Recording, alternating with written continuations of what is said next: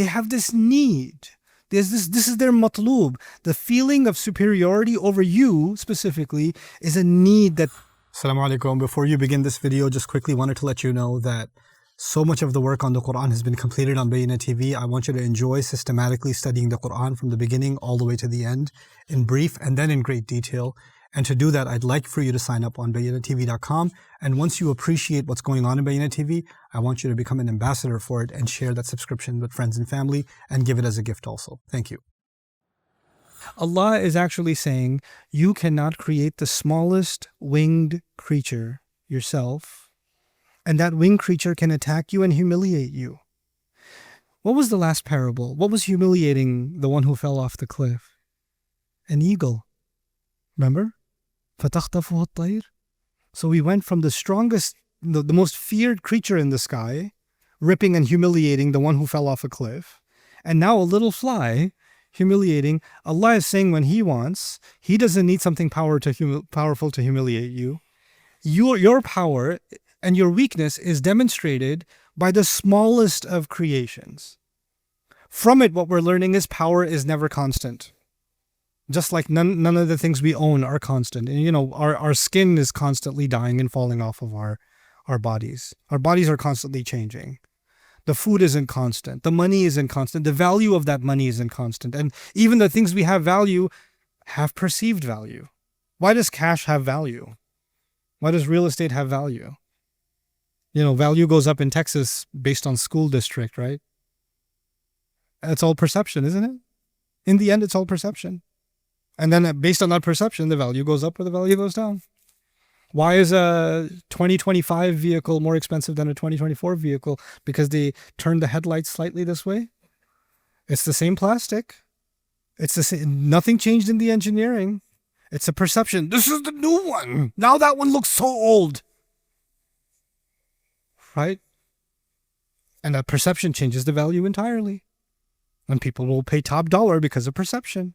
So power itself is a kind of perception. Allah is saying, see past the perception. You can't create a single fly, and if the fly was to take something from them, they wouldn't be able to do so. And then comes the axiom. And this axiom is remarkable. ضَعُفَ الطَّالِبُ وَالْمَطْلُوبُ. It has multiple layers. Allah is saying the seeker and the sought are both inherently weak. It's almost like the lesson of the parable. And to really internalize that, let's go back to the most basic example. The basic example was there's a temple, there's an idol, fly comes and takes away, right? So who's the seeker? The fly is a seeker, right?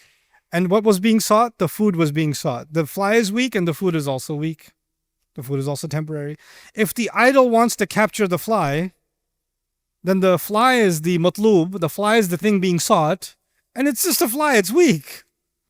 And the fact that you have to pursue it, the fact that you're in pursuit makes you weak. You understand?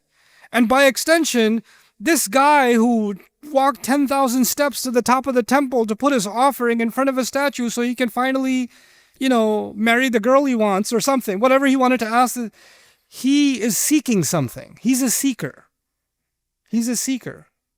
And he's got some wish that is the thing that he's seeking. And Allah is saying what you're wishing for, the matloob is weak, and so are you.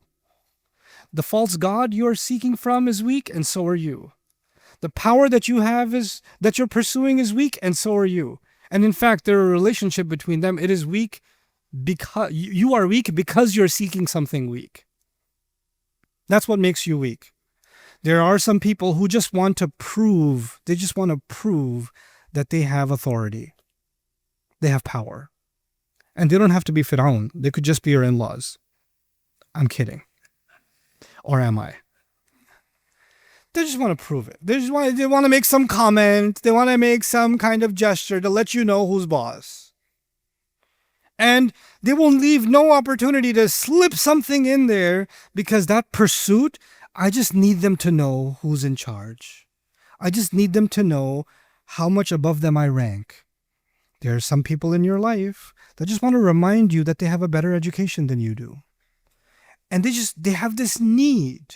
This is their matloob. The feeling of superiority over you specifically is a need that they have. Remember in Surah Al-Kahf, the guy needed to say, Ana aktharu minka malan. They have that need. And that need makes them pathetic, makes them weak. There are some people whose only pursuit is money. They don't care about the clothes they're wearing. They haven't taken a shower in 3 days, but they're on that Forex or on that crypto, right? Right? But you know what? You're weak because the thing you're pursuing is also weak. It's not just about idol worship. Actually, it's about all pursuits. Allah has given us a reality of pursuits. Allah is not saying we shouldn't have pursuits, but we should understand the inherent nature of pursuits. They're temporary in nature.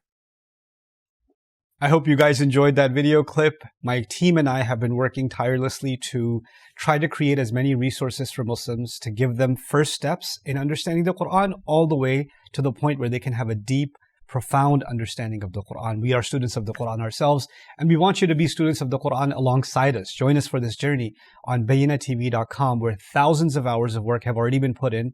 And don't be intimidated, it's step by step by step, so you can make learning the Quran a part of your lifestyle. There's lots of stuff available on YouTube, but it's all over the place. If you want an organized approach to studying the Quran beginning to end for yourself, your kids, your family, and even among peers, that would be the way to go. Sign up for BayyinaTV.com.